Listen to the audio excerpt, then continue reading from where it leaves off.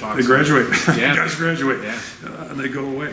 So, I mean, the same problem last year. Anthony chose to leave, and I said, oh, okay, now what do we do? So, it's part of the growth process. So, it opens up opportunity for other guys, and that'll be a real, just like it was last spring, I was really curious to see who was going to play defensive tackle for us. Because quite frankly, Cedric and Brady were both, hit or miss 2 years ago as players.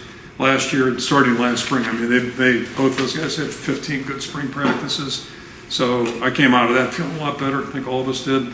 And then, they practiced good in summer. They really did a nice job. They both played really well as seniors. So, that's how college football has to work. That's what you're hoping for, is the next guys up are going to take that opportunity and go. And, so now it's Nixon, it's Schulte, it's Shannon. Wagner's in that mix. Joe Evans is in that mix. Van Valkenburg's in that mix. Logan Lee.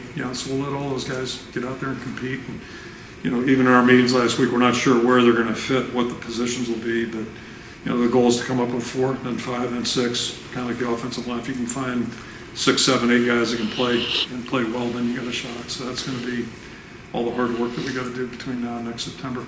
Let everybody involved. It's funny, we had that discussion last week too, and I just last year is kind of representative of who we are, right? So we think we know what it is, and then next thing you know, Jack's in there playing and played well, so all of a sudden he's in there playing. Belton wasn't playing early because we thought maybe he could, and then he got into camp and just stalled out like he's a freshman, right? So what do you expect? Kind of like the offensive lineman. And then, he started getting his traction back and came in and really played well for a first-year guy. Did some good things out there. But I guess my illustration or point there is that we're always kind of like, scotch tape and paper clips. That's who we are, and there are some teams you see that, they lose a guy and they get a better guy coming in. We just we've never had that luxury. It's just not who we are. Our guys are trying to get there. So you just basically play with the best guys you got available and try to find a formula that's going to work. Yeah, in a perfect world, I think we really like that cash package, for the teams that we play. But, if it means having a good player sitting on the bench and you got a guy you're not sure what he's going to do out there, that goes back to the Grants team discussion, or I guess that was LeVar, right? Back against Northwestern in 2000. I thought for sure we were going to play nickel against Northwestern. Norm says, let's stick with our guys. And it was LeVar out there playing on the slot.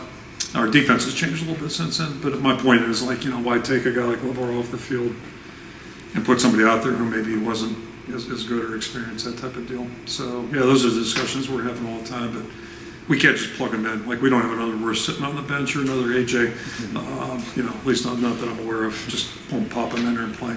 So we got to keep working on the formula.